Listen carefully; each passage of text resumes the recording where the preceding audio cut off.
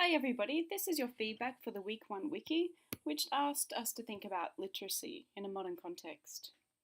Thanks to the students who uploaded their responses in the Wiki, I'm going to go through each of the three questions and just pull out points from the student responses that relate to each of those three questions. So to kick off, let's have a look at Ashley. Now Ashley, you identified that modern literacy is much more than just the ability to read and write. So there's a lot more to it than there perhaps might once have been. I think that previously it was a very one-way process. Reading was one way, as if humans were unaffected by our interactions with texts in the world. People were much more passive when it came to literacy. Nowadays, though, as Dan points out, we need to be able to understand, interact with the texts, appreciate them, evaluate them, and think critically about them. And those are all things that we will do in the English classroom. Emily refers to Luke and Freebody's 4 resources model. And that's a really nice tool when we're talking about literacy that points to the layers that we look at in literacy. So from going from just code breaker, where we just interpret the words on the page, we can just read them, then making meaning from those words, being able to use the texts and manipulate the texts, and analysing the texts. So that certainly goes some way to extending the passive notion of literacy that we once had. But to what end? Why do we encourage students to do these kinds of things now, rather than just simply reading and writing in a passive kind of mode? Martha, you point to the importance of foundations, okay, the basic skills, and they certainly have their place in the classroom, absolutely.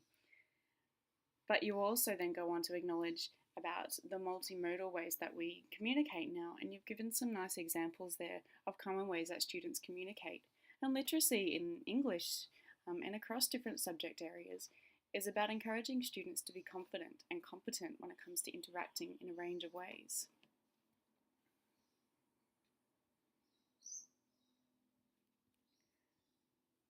Mary,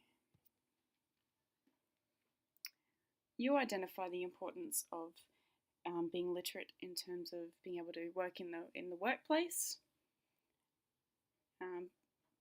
being able to function effectively. And I think that we could all vouch for that when we're literate, it gives us many more opportunities to participate in society. Those opportunities will be limited if we weren't literate in certain forms, if we weren't able to engage with different types of texts, whether it's receiving those texts or producing those texts. Now, the Australian curriculum mirrors this belief. In the opening pages, it points to the need for literacy in terms of education and training, the workplace, becoming ethical, thoughtful, informed, and active members of society.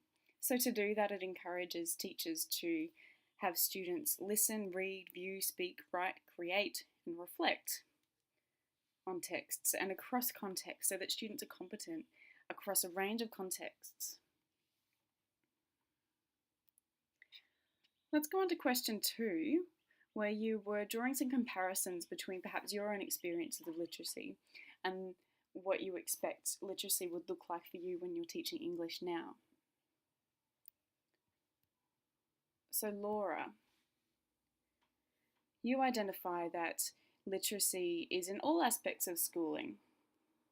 Now, most schools that you will go into now will have a literacy plan. So a common approach that the school uses to teach literacy in all subject areas. So even, for example, say in home economics, students need to be able to be literate in interpreting a recipe and understanding the text structure. When they're talking about nutrition, being critical of the sources of information that they're reviewing. So schools will certainly have a literacy approach across the board and across all different subject areas. The old saying that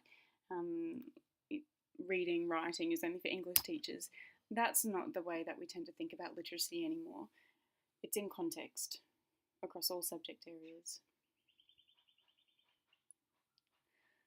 Olivia, you give quite a common example about the old tick and flick approach to teaching spelling and grammar, where you complete an activity, the teacher gets their red pen out and ticks and crosses.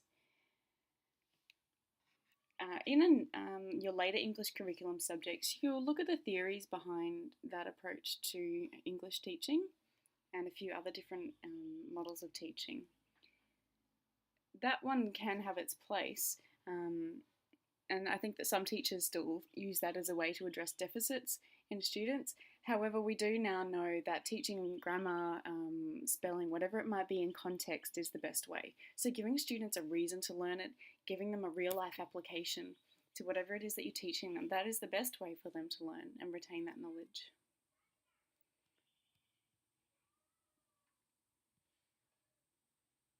Perry, you identified the importance of supporting a critical approach, critical literacy, being aware of who's behind the text and what they're selling you, whether it's the ideas, products, values, reinforcing beliefs. In Queensland at the moment, that's a heavy focus of the Year 11 and 12 curriculum, and I think it's pleasing to see that coming back through the year levels. So starting in grade 7, encouraging students to be critical of the texts that they come across, particularly in the media.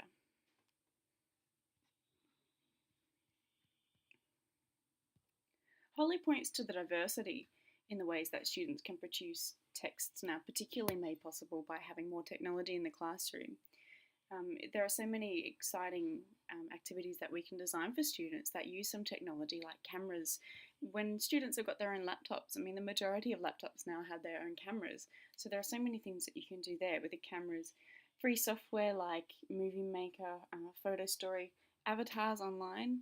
The possibilities are endless. It's as creative as you would want to be.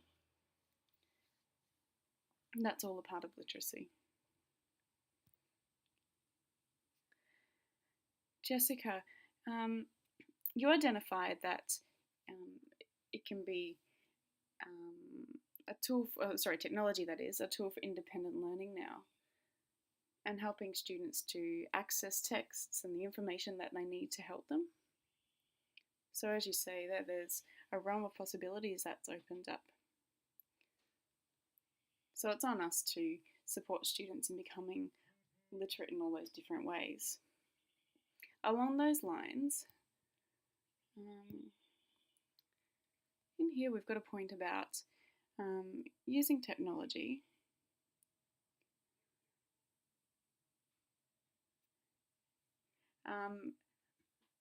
you might be interested to know that many students actually struggle with using Google. They become overwhelmed with all of the results that come up on Google, and even if they're reading a basic Wikipedia entry, they find it difficult to decipher that information and find what's relevant and what's not. So that indicates a deficit in literacy there. So students need to be able to understand the ideas of skimming and scanning a text, understanding different text structures so that they can look at things like headings, subheadings, pictures, read topic sentences, all those strategies to help them work out whether a piece of information is relevant to them or not. So some students really struggle with that. Now that leads us into the last question, which is about the activities that you might use in the classroom when we're talking about modern literacy. Alyssa, you make a nice point about designing activities where students are independent in answering their own questions. And that supports an inquiry approach to teaching, where we start each lesson with a question or a focus, and students spend their lesson going about answering those questions. And those are skills that we teach across subject areas. That's one that's very common in social sciences like history. And lastly, Martha, absolutely what you've said in here about presenting, as a teacher, presenting information in various different modes. So modelling to them the different modes of text production, and also how you've identified that students can use technology for collaboration both in and out of the classroom. You might want to go and have a look at the idea of a flipped classroom. That's becoming far more popular nowadays, and that's an idea of the idea of using technology at home. And if we use it in a particular way, that opens up doors for the depth that we can go to when we're in the classroom. You can even, use online groups to share extra resources that you might not get time to look at in class. Share links to articles, have questions where students have their opinion on a contentious statement. You can build some really collaborative, positive environments online, and you'll often find the benefits of that trickle back into the classroom in your next lesson. So that brings us to the end of the 3 questions. Thank you again for your contributions to the wiki. In terms of your first assignment and how what we've talked about today relates to that, in the rationale of your unit plan, you're going to need to justify how your unit of work develops students' literacy. Okay, and also what learning experiences you can suggest within the unit plan that will expose students to a wide variety of texts. So both receptive modes like reading, viewing, and productive modes like speaking, writing, creating. So in your rationale, you need to justify how your unit of work supports students' development of literacy and becoming confident users of texts, confident analysts of texts. Okay, go back and look at the 4 resources model, which we'll look at in more detail in week 2. I hope this helps. Thank you.